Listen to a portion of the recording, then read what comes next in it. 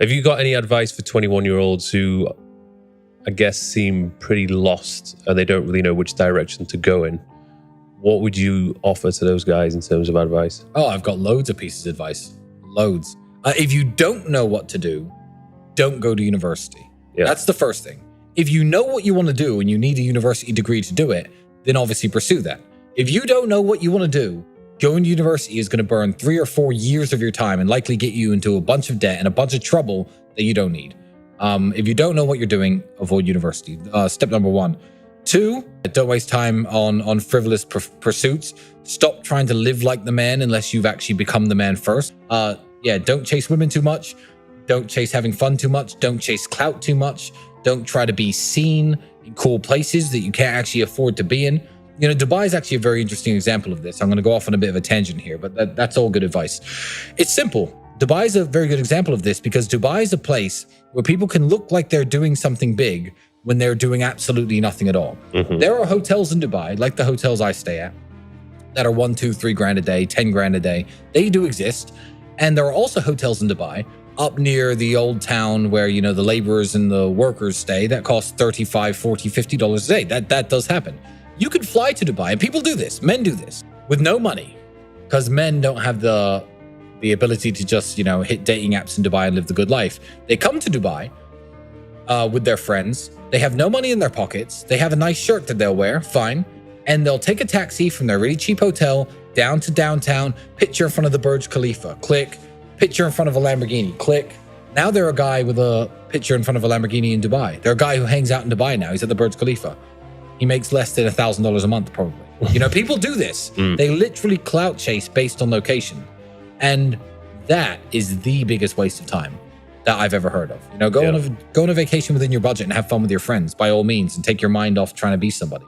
But yeah, people pretend too hard today. And the effort it takes to pretend short term will make you look richer or cooler or more successful than you are. But if you take all the time that you spend pretending and actually invest it into trying to become what you're pretending to be, you'll get there. A lot of people, including my brother, who say that reading books is largely a waste of time. I used to have time to waste. Books are entertainment. People read and they think that reading is going to make them rich or make them successful. I feel like reading is putting your brain on pause. You know, you might be entertained for a while, but I just feel like it's a higher form of Netflix to me, you know? And even, you know, success books, you know, I saw a copy of Rich Dad Poor Dad somewhere here in your apartment. Yeah. I'm not saying that reading that isn't entertaining. I mean, there's a movie called The Pursuit of Happiness about, you know, I don't know if you've seen a Will Smith movie where he gets successful and stuff, but it's still not going to make you rich. You were already who you were before you bought that book. I know that book isn't that old. But if you're young and you're broke and you don't have anything in life, I don't feel like these success-based, what I would call success porn books, these, you know, alter your mindset, alter your life kind of books are going to benefit you massively. I've read loads of books, but I read for entertainment. And then again, people think reading makes you smarter. I agree. And then they think smarter makes you richer. And I disagree. So again, some of the smartest people in the world are flat broke, working in some university somewhere, explaining, you know, physics theories to a bunch of kids who've paid their tuition fees. Some of them, and they're broke. So no, smart doesn't necessarily equal rich. So don't think reading equals smart, smart equals rich. I would avoid books, actually, if I was trying to make something of myself and trying to make money. I would avoid books besides maybe half an hour before going to sleep. So I ran a business with my brother that failed before I was 21 years old. That qualified me more to run a successful business than anyone who from age 18 to 23 studied business at university for 5 years and got a master's in business. Me, having run my one failed company, was more qualified to run a successful company after that than they were, because the person who they learned from at university doesn't run successful companies. It's just a bunch of book learning. It's a bunch of theory that isn't really applicable to real business, in my opinion. University has a monopoly on the borrowing power of young people. The financial borrowing power that I have as a multimillionaire is huge. Young people have none. If you're 18, 19, and you try to get a loan, you can't get one. University has a monopoly on this. So if you're in the United Kingdom, and this is very, very sad, and you are 18 years of age, and you go to a bank, with a great plan. You say, I am going to start a business. My name's Tristan Tate. I'm 18 years old. The bank's already not interested. But let's say they even heard you out and you had a nice, solid business plan.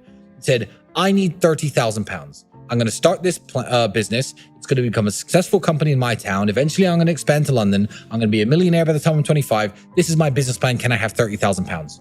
No. It will be no 100% of the time. If you're an 18-year-old kid and you say, hey, I want to be a pilot. I don't want to join the military and fight your bullshit wars that you want us all to fight to get a pilot's license. Plus, a lot of pilots, they want you to go to university first nowadays. But regardless, I want to be a pilot. Can I borrow £30,000? I need this many hours of flying time at this airfield on these aircraft. If I complete all these various hours, I'll have a pilot's license by the time I'm 21. Then I want to apply to work for airlines. Can I borrow some money, Mr. Banker? No. Hi, I don't really know what I want to do with life. I'm 18. Don't really know what I want to do. So I'm going to study business, economics. Oh, here's your check for 60 grand, 70 grand. Ching, ching. Here you go. Enjoy paying it back one day. They have a monopoly on the borrowing power of young people.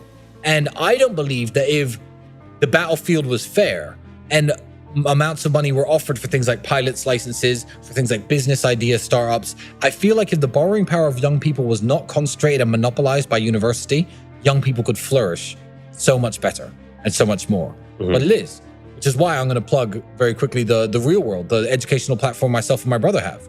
We have 18 millionaires teaching 18 different modern ways of wealth creation. And the subscribe, it's $149 a month to join, but $49 a month after that to stay inside. $49. Everyone makes $49. And now you have 18 actual millionaires giving you lessons and telling you how to make money. Before you want to go to university, if you don't know what you're doing, go to the faculty car park. Go to the parking lot of your university where the teachers park and look what they're driving. You won't see one car that you'll ever want. Ever. So these are the people who are teaching you. These are the people who you're listening to.